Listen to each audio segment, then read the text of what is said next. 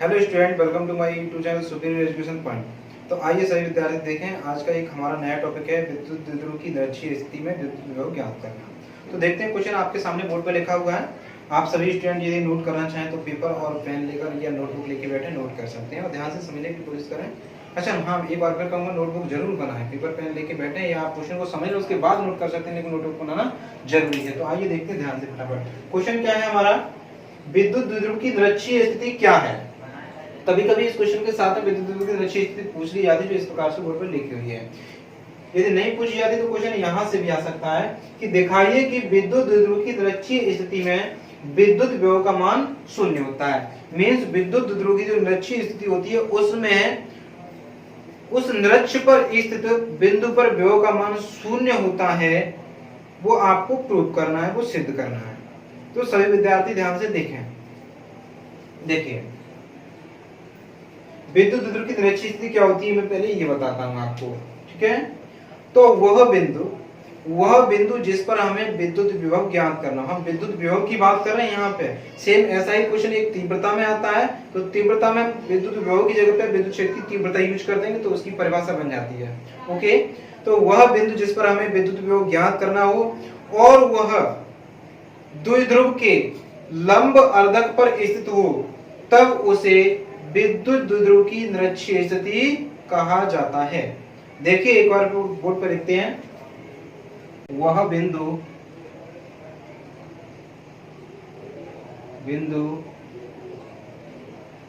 जिस पर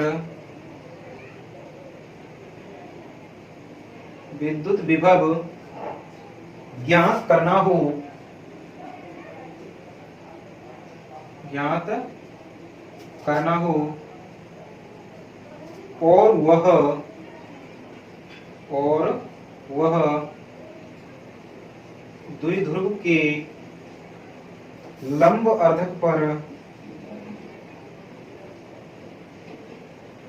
लंब अर्धक पर स्थित हो, तो इसे विद्युत द्विध्रुव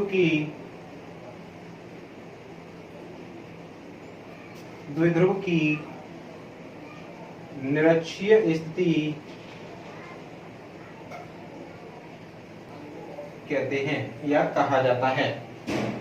देखिए सभी विद्यार्थी, वह बिंदु जिस पर हमें विद्युत विभव ज्ञात करना हो और वह द्विध्रुव के लंब अर्धक पर स्थित हो, तो उसे विद्युत द्विध्रुव की निरक्षीय स्थिति कहते हैं। यहाँ पे उसे लिखना होगा, तो उसे विद्युत द्विध्रुव की निरक्षीय स्थिति कहते हैं। ओके, इसके बाद बात करते हैं इसके सूत्र की, यानी जो विद्युत विभव निरक्षीय स्थिति में शून्य होता है वो कैसे होता है उसको हम प्रूव करेंगे, ठीक है। तो उससे पहले मैं चित्र बनाता हूं। हाँ, ये डेफिनेशन आपको तभी लिखनी है जब ये वाली चीज पूछी हो, विद्युत द्विध्रुव की निरक्षीय स्थिति क्या है। यदि नहीं पूछी हो तो मैं इससे आगे जो क्वेश्चन कराऊंगा वहीं से हमें इसके लिए स्टार्ट करना होगा। ओके, चलो देखिए चित्र किस प्रकार से बनेगा।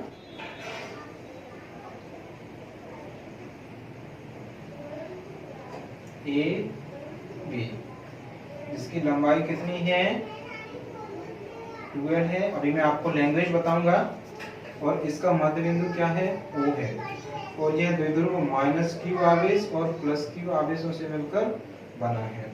इसके लंब अर्धक पर एक बिंदु है P, जिस पर हमें द्विध्रुव की गणना करनी होगी। इस बिंदु P को इस बिंदु A से और B से मिला देंगे। ये A है और ये B से मिला दिया और ये A से मिला दिया। और इस बिंदु P की जो दूरी है, तो इसी द्विध्रुव से कितनी है, r है, r। अब यहाँ पे देखोगे आप, दो त्रिभुज बन जाते हैं, एक तो POB और दूसरा POA। दोनों त्रिभुजों के लिए जो r है, यानी जो बीच की भुजा है वो कैसी है, कॉमन है। और ये नीचे इसके जो आधार है वो भी कैसे होंगे, बराबर होंगे, क्योंकि जो O है वो मध्य बिंदु है। तो ये हो जाएगा L और ये भी कितना हो जाएगा, L, ठीक है। जब किसी त्रिभुज की दो भुजाएं बराबर होती है तो तीसरी भुजा भी कैसे हो जाती है, बराबर हो जाती है। जो अभी जरूरत पड़ेगी तब निकालेंगे, ठीक। चलो देखते हैं इसकी लैंग्वेज किस प्रकार से रहती है। तो हम लिखेंगे, माना AB एक विद्युत द्विध्रुव है जो -q और +q आवेशों से मिलकर बना है, जिनके बीच की दूरी 12 है। माना इस द्विध्रुव के मध्य बिंदु O से, इस द्विध्रुव के मध्य बिंदु O से स्मॉल r दूरी पर, कितनी दूरी पर, स्मॉल r दूरी पर लंब अर्धक पर एक बिंदु P है। दूरी r है और है बिंदु P कहां पर, लंब अर्धक पर। तो लंब अर्धक पर एक बिंदु P है जिस पर हमें विद्युत विभव की गणना करनी है। तो आइए देखते हैं लैंग्वेज लिखेंगे, ठीक है। व्यंजक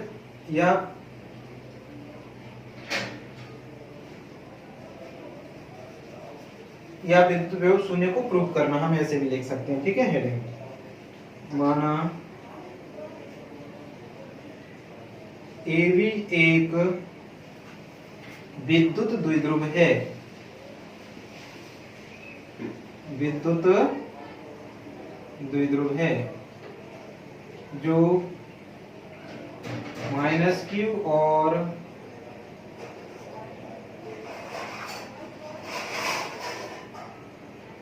+q आवेशों से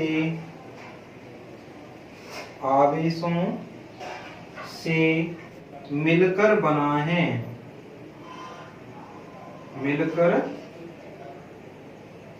है, जिनके बीच की दूरी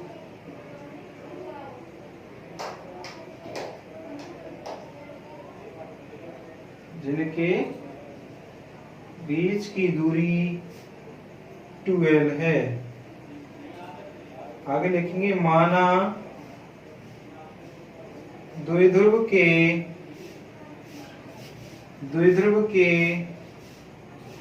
मध्य बिंदु O से स्मॉल r दूरी पर लंब अर्धक पर एक बिंदु P है जिस पर हमें विद्युत विभव ज्ञात करना है, विद्युत विभव ज्ञात करना है। और यह द्विध्रुव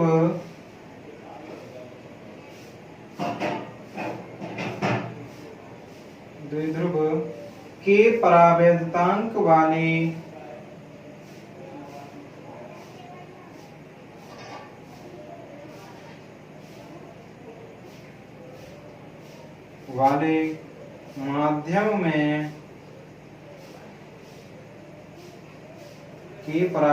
वाले माध्यम में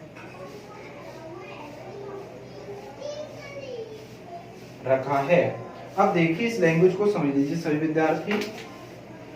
क्या है, व्यंजक की बात करते हैं। माना AB एक विद्युत द्विध्रुव है, तो आप देखेंगे AB क्या है, एक विद्युत द्विध्रुव है जो -q और +q आवेशों से मिलकर बना है। तो ये -q आवेश और ये +q आवेश, जिनके बीच की दूरी 12 है। तो देखेंगे इन दोनों आवेशों के बीच की दूरी कितनी है, ये 12, ठीक है, 12 है। माना द्विध्रुव के मध्य बिंदु O से, तो ये द्विध्रुव है, इसका मध्य बिंदु क्या है, O ये बिंदु है, वो क्या है, मध्य बिंदु है। तो इस मध्य बिंदु O से स्मॉल r दूरी पर, कितनी दूरी पर, स्मॉल r दूरी पर लंब अर्धक पर, ये लंब अर्धक है, दूरी नहीं, तो अगर लंब अर्धक नहीं बोलेंगे तो दूरी किधर भी हो सकती है, इधर इधर इधर, तो हम क्या कहेंगे, लंब अर्धक पर एक बिंदु P है जिस पर हमें विद्युत विभव ज्ञात करना है या विद्युत विभव की गणना करनी है। और यह द्विध्रुव के परावैद्युतांक वाले माध्यम में रखा है, ठीक है। आइए चलिए आगे बात करते हैं।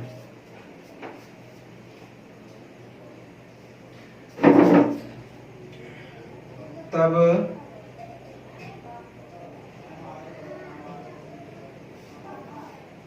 पाइथागोरस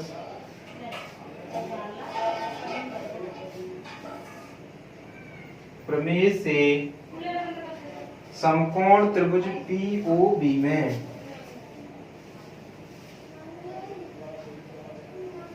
समकोण त्रिभुज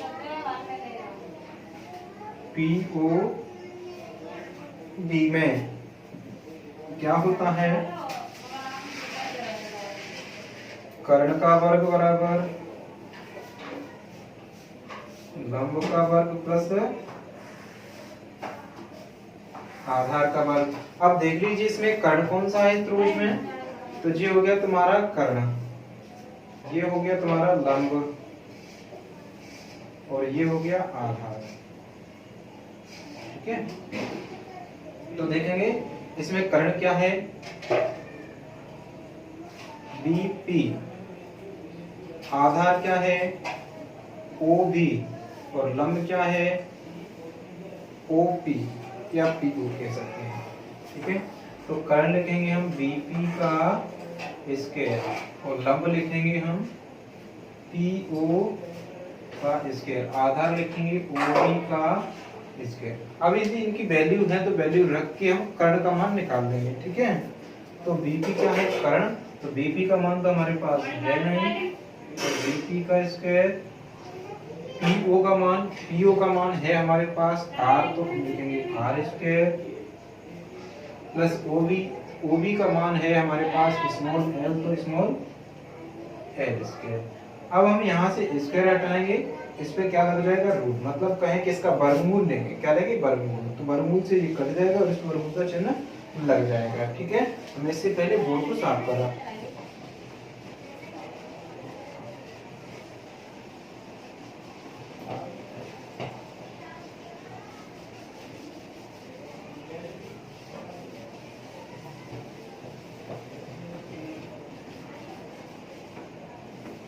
देखिए बिंदु P पर विभव ज्ञात करने के लिए हमें B से बिंदु P की दूरी और A से बिंदु P की दूरी इनकी जरूरत पड़ेगी। इसके लिए हम इस चीज को पहले ही निकाल रहे हैं। ठीक है, हाँ, तो हम BP की जगह इसका वर्गमूल ले लेंगे, तो ये हो जाएगा BP बराबर, इस पे से स्क्वायर हटाएंगे तो इस पे लग जाएगा root R square plus L square, ये BP का मान निकल आया। और चूंकि एक चीज आपको दिखाई दे रही है, ये AP बराबर BP, यानी दोनों समकोण त्रिभुज हैं, दोनों में ये वाली भुजा और ये वाली भुजा, यानी दो भुजा कैसी हैं, बराबर हैं, तो तीसरी भुजा भी बराबर होगी, यानी त्रिभुज कैसे हो जाएंगे, सर्वांसम हो जाएंगे, तीसरी भुजा भी बराबर होगी, यानी BP बराबर AP। ठीक है, इसलिए AP बराबर भी क्या हो जाएगा, रूट में R square plus L square. देखिए अब इस यहाँ पे बीपी का मान हो गया ये वाला, तो क्या लिखते हैं, यहाँ पे लिखते हैं आपके लिए R square plus L square, और ये हो गया R square plus L square. ठीक है, अब आगे चलते हैं, तब प्लस क्यू आवेश के कारण बिंदु P पर विभव V1 बराबर 1 अपॉन, सूत्र होता है इसका 1/4 pi epsilon not K into Q upon, यहाँ पर आती है दूरी यानी R, लेकिन यहाँ पे दूरी कितनी, प्लस Q आगे से BP, तो हम लिखेंगे यहाँ पे BP। ओके, इससे आगे हम पहले बोर्ड को साफ कर लेते हैं।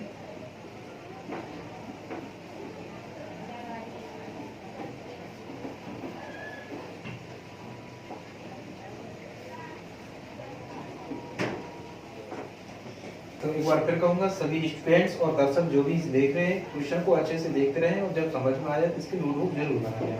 तो देखिए इस BP की वैल्यू पुट कर दें, BP की वैल्यू हमारे पास यहाँ पे है और चित्र में भी मैंने लिख दिया है, तो हम लिखेंगे या V1 बराबर 1/4 pi epsilon not K into Q upon root में R square plus L square. Okay, इसको दे देंगे हम समीकरण नंबर 1 नाम। अब निकालेंगे माइनस क्यू आवेश के कारण बिंदु P पर, तो लिखेंगे तथा माइनस क्यू आवेश के कारण बिंदु P पर विभव क्या होगा, V2 बराबर 1/4 pi epsilon not K into minus Q upon AP, क्योंकि ये माइनस क्यू आगे से जो दूरी है वो क्या है, A से P तक, यानी AP की वैल्यू भी हमने यहाँ पे निकाली तो रख देंगे हम, या V2 बराबर 1/4 पाई एप्सिलॉन नॉट के into minus Q upon AP का मान रूट में R square minus plus L square. इसको दे देंगे समीकरण नंबर 2। अब निकालेंगे हम बिंदु P पर टोटल विभव, यानी दोनों आवेशों के कारण। तो यदि बिंदु P पर कुल विभव V हो तब दोनों विभव को क्या कर देंगे, जोड़ देंगे। तब बिंदु P पर कुल विभव या परिणामी विभव कह सकते हैं हम इसको, कुल विभव V बराबर V1 प्लस V2। समीकरण 1 और 2 से V1 और V2 के मान रखने पर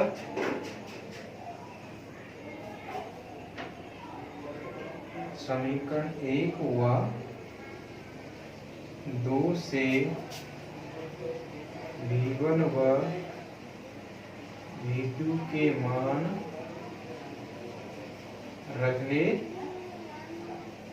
पर क्या बन जाएगा, V बराबर, इस V1 की जगह पे हम रख देंगे ये वाला मान 1/4 पाई एप्सिलॉन नॉट के इंटू क्यू अपॉन रूट में R square plus L square, और ये प्लस चिन्ह लगा हुआ है तो प्लस चिन्ह लगाएंगे, और ये V2 है तो V2 की वैल्यू ये समीकरण 2 से रखेंगे। तो 1/4 पाई एप्सिलॉन नॉट के into minus Q upon root में R square plus L square. चल यहाँ तक किसी को कोई दिक्कत नहीं, इसी प्रकार आगे देखते रहिए, क्वेश्चन पूरा होने वाला है। अब देखेंगे इस माइनस को हम बाहर निकाल लेते हैं, ये राशि सभी गुणा में है तो इसको यहाँ पे ले लेंगे यदि, तो ये माइनस और प्लस से क्या है, चिन्ह चेंज होकर क्या हो जाएगा, माइनस हो जाएगा। तो हम लिखेंगे V बराबर 1/4 पाई एप्सिलॉन 0 के इंटू क्यू अपॉन रूट में R square plus L square, और ये हो गया हमारा माइनस, और 1/4 पाई एप्सिलॉन नॉट के into minus Q upon root में R square plus L square. ये माइनस यहाँ से आ गया तो यहाँ निकल गया। अब देखिए ये पद पूरा एक ही है, ये राशियाँ अभी बीच में कोई चिन्ह नहीं होता, गुणा में जितनी भी राशि होती है वो सब एक ही पद काउंट किया जाता है, और ये वाला पद एक ही है। ये वाला पद किसका है, यहाँ आगे कोई चिन्ह नहीं है तो प्लस का, और ये वाला पद किसका है, माइनस का, और सेम पद है दोनों, तो इसमें से ये घट जाएगा, और घटने के बाद समान राशि है तो कितना बचेगा, 0।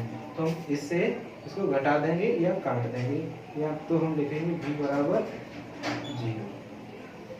अर्थात निरक्षीय स्थिति में किसी बिंदु पर विद्युत विभव का मान 0 होता है। ठीक है, या हम प्रश्न के शब्दों में लिख सकते हैं कि विद्युत द्विध्रुव की निरक्षीय स्थिति में विद्युत विभव का मान 0 होता है। मैं चित्र, अर्थात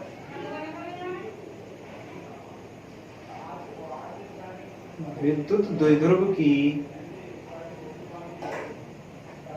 निरक्षीय स्थिति में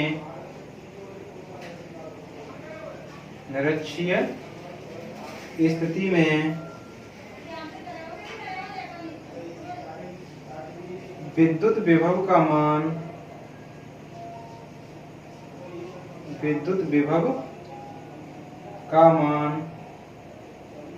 0 होता है।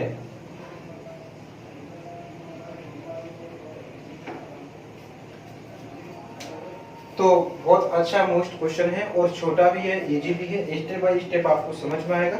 और यदि वीडियो आपको अच्छा लगे, क्वेश्चन समझ में आए, तो वीडियो को लाइक करें, अपने फ्रेंड्स को शेयर करें, और यदि चैनल आपने सब्सक्राइब नहीं किया है तो चैनल को सब्सक्राइब करना न भूलें। ओके, धन्यवाद।